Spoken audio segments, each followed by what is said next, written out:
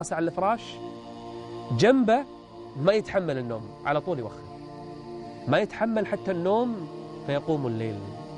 الأوزاعي معروف أحد الأئمة الأعلام، دخلت جارته على زوجته في الغرفة يوم، الجارة تزور زوجة الأوزاعي في الصباح، فوجدت بللا في مكان مصلى الأوزاعي، فقالت الجارة لزوجة الأوزاعي: هل منعت الأطفال أن يأتوا إلى هذا المكان؟ ربما بال أحدهم، أكيد واحد من الأولاد بايل هنا. قالت: هذا البلل ليس بما تقولين. قالت: ما هو؟ قالت: إنه الأوزاعي يبكي طوال الليل، طوال الليل يبكي في سجوده وصلاته. كانوا قليلا من الليل ما يهجعون، نومهم قليل. كانوا قليلا من الليل ما يهجعون، حتى بعد الصلاة قبل الفجر بالأسحار صلوا الليل، بعدين يجلسون يستغفرون على تقصيرهم. يا الله، كانوا قليلا من الليل ما يهجعون وبالأسحار هم يستغفرون.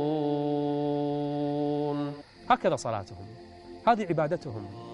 انظر لابن عمر كم مرة يقوم الليل وأين كان ينام. انظر للشافعي ماذا كان يصنع في ليله، وأبو حنيفة والإمام أحمد والإمام مالك وغيرهم من الأئمة كلهم. انظر لآل البيت، كانوا عبادا في الليل، كانوا قانتين. ما كان الواحد يقضي ليلة كل السنة إلا بالقيام. هكذا كانت حياتهم. سفيان الثوري يقولون كان يطيل القيام، فإذا أذن الفجر يضع رجليه إلى الحائط. ليش؟ حتى يعود الدم إلى رأسه. ومن الليل فتهجد به نافلة لك عسى أن يبعثك ربك مقاما محمودا. أحد الصالحين كان يقوم كل ليلة، في ليلة من الليالي نام، فاته قيام الليل. مو في رمضان، طول السنة يقومون، في رمضان ما في نوم أصلا، كل الليل يقومون. نام ليلة فاته الورد، فرأى في المنام كأنه دخل الجنة، فرأى حورية، فقالت له الحورية: أتطلب مثلي وعني تنام، ونوم المحبين عنا حرام، لأننا خلقنا لكل امرئ كثير الصلاة كثير الصيام.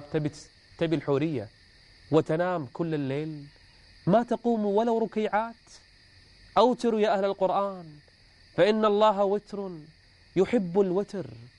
كان بعضهم كأبي هريرة بيته لازم كل دقيقة في أحد يصلي، ما في إلا هو زوجته وخادم، يقوم هو ثلث، زوجته ثلث، والخادم ثلث، قسموا الليل عليهم.